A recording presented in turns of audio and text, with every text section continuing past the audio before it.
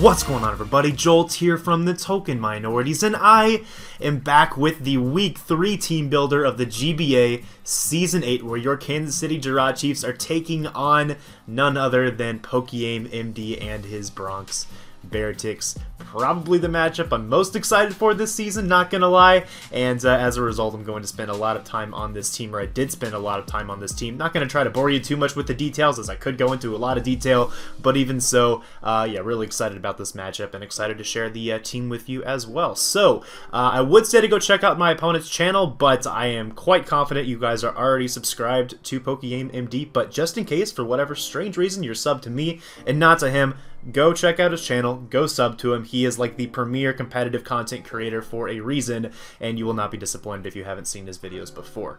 Now, let's go ahead and jump on into this, as my opponent, Joey, has access to Salazzle, Whimsicott, Miltank, Togedemaru, Zygarde, Heracross, Mega Gyarados, Necrozma, Rhydon, Stakataka, and I think I left off a Selgor as well. So he has a pretty cool team. I think his team looks like one of the most fun teams to use in the league, and that's not really surprising because after listening to his draft analysis, it's pretty clear that he mainly just drafted Pokemon he wanted to use, and that's totally fine. Nothing wrong with that at all. But yeah, his team is pretty cool. It looks fun to use, but the big issue with this team is it has like 1,000,004 weaknesses, and that's something that can be pretty easily exploited in prep. Now, I will give him credit where credit is due, and the fact that he drafted so many quad weaknesses, which actually in effect has made his team better, because it makes it tougher for someone to prep for all of them using a hidden power. So obviously you can't run hidden power ice and hidden power electric and hidden power grass or whatever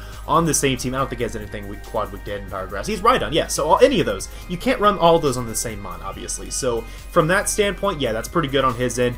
He was able to find that proper synergy to make it difficult on an opponent. But the fact remains that from my perspective, I'm only going to bring the hidden power for the Pokemon I'm meant to deal with, so I don't care that much, you know? I can use other coverage moves to chip down the things that would have a quad weakness, so it really doesn't harm me too much. In fact, I think it more helps me in the long run that I'm able to tack on random coverage moves on my Pokemon to be able to deal with whatever I expect to be his most likely response to that Pokemon in this specific matchup, if that makes sense. So that's something I'm looking at here in my team build. The quad weaknesses is probably what holds this draft back the most, but what's actually really nice about this matchup for me is that my defense matches up very well. Okay, Celesteela does so much damage against his team defensively. His best way to deal with it is through offensively checking me with a fire type in Salazzle. Togedemaru obviously kind of somewhat checks Celesteela. I say that very hesitantly, so I'm not really going to count that. It is an electric type, but it's still a Togedemaru, despite the fact that it is a Z Togedemaru. I don't respect it that much, quite frankly, but his other ways to really deal well with defensive Celesteela is potentially through setting up a substitute with his Zygarde or his Gyarados, so that's something I have to really keep in mind, as those could easily be bulky switch-ins to Celesteela. Even if I were an offensive variant, there's a good chance that one or the other would be able to set up a sub on my Celesteela if I don't invest properly or don't bring a proper moveset. So I have to keep that in mind, but defensively Celesteela is still very good against him. But more importantly, what's really good against him is my my grasses. So Breloom and Mega Venusaur. Okay, if you look at his team, defensive Mega Venusaur, first and foremost, matches up very well. It's able to take hits from Heracross as long as it's not Bandit or Flame Orb.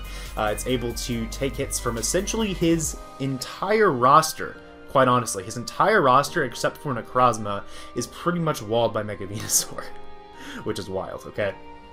So Mega Venusaur is definitely good for that. It's also a nice, like, pseudo, not really 1,000 arrows resist, but it basically is a resist, just because it's not 2-hit KO'd by a Zygarde unless he is, like, DD Life Orb. Then I think he might have a chance to 2-hit KO me with 1,000 arrows, but otherwise, Mega Venusaur, if it is Mega Evolved, can take those hits pretty well if I invest on the physically defensive side.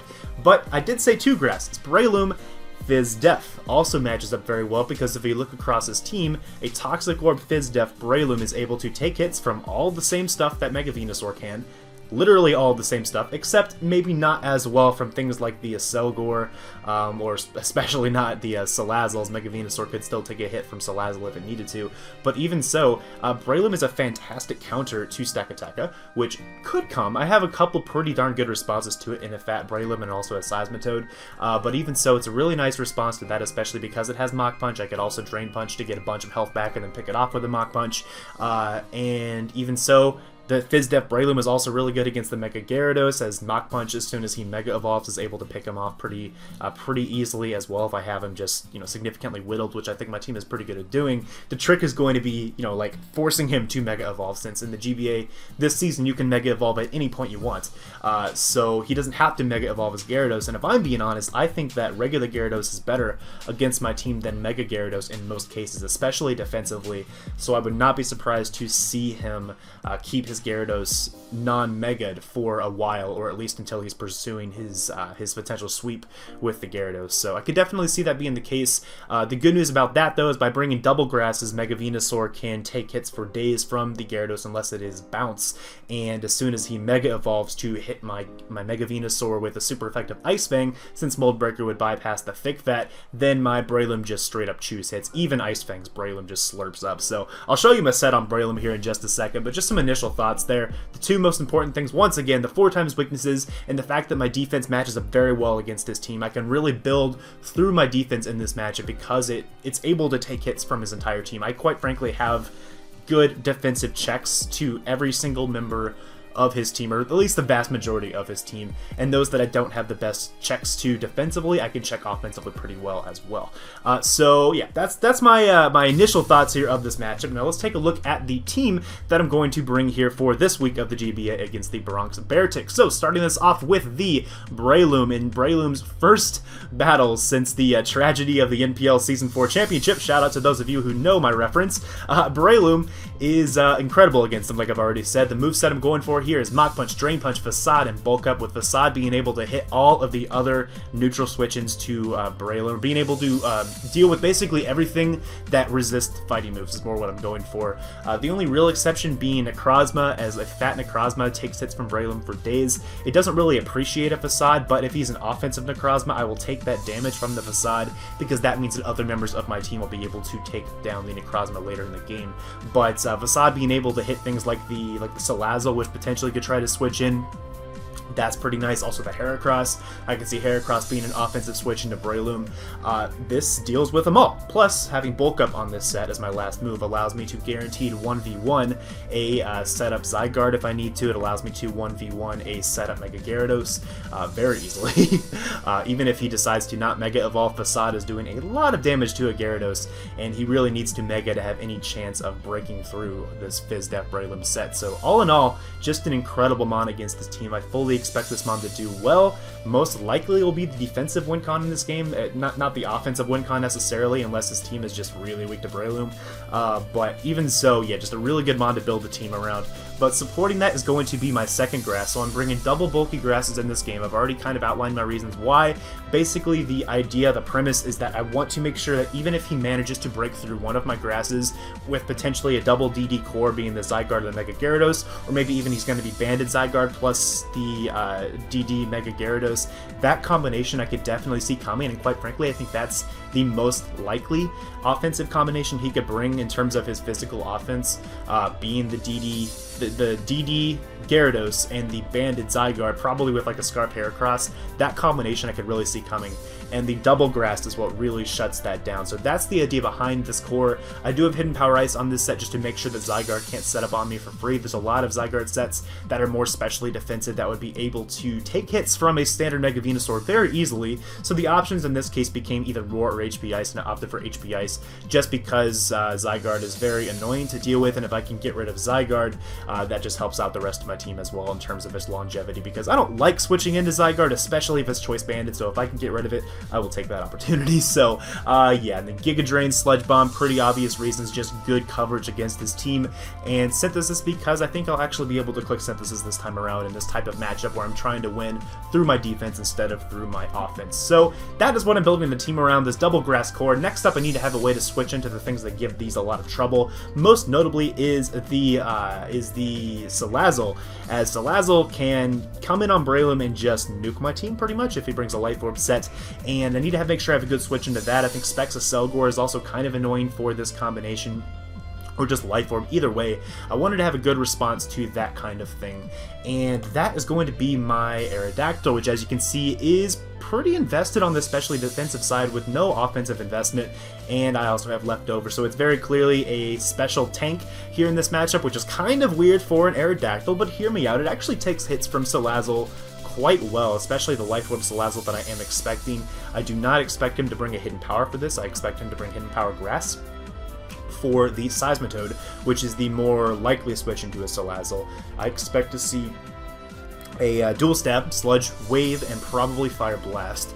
And then I expect to see Toxic, because Toxic would allow him to basically get a free Toxic on anything on my team, which could be maybe Toxicking the Mega Venusaur, maybe Toxicking the Celesteela, something like that, since its Corrosion ability, I believe, will allow it to Toxic literally anything. So, yeah, so that's the general idea. This is also my Stealth Rocker in this matchup. I felt like Stealth Rocks were essential in terms of being able to win this game, and I have Toxic on this as well to maybe get a Toxic on the Necrozma if that becomes a little bit annoying for my team. And then Aerial Ace covers a lot of stuff on his team, and Earthquake specifically covers the Stack Attacka. So that's the Aerodactyl, basically my support for his fire and his special offense in general. So between the Aerodactyl and the Double Grass, these three alone are able to, quite frankly, switch into anything on his team. So that's pretty cool, but let's make it a little bit fatter with the Celesteela. So this set is pretty awesome. So it's Shockwave, as you can see at the bottom. Basically, the idea behind Shockwave on this set is to force the Gyarados to Mega Evolve. He has to Mega Evolve to be able to not be 2-hit KO'd by this set unless he is just super fat. Okay, so I have enough special attack investment on this thing to be able to always break the sub of a Mega Gyarados, which is pretty important, I think. I'm expecting the Mega Gyarados to be basically max attack, max speed, because he needs that to be able to speed tie my Gardevoir. Or actually outspeed. He needs that to be able to outspeed my Gardevoir by 1.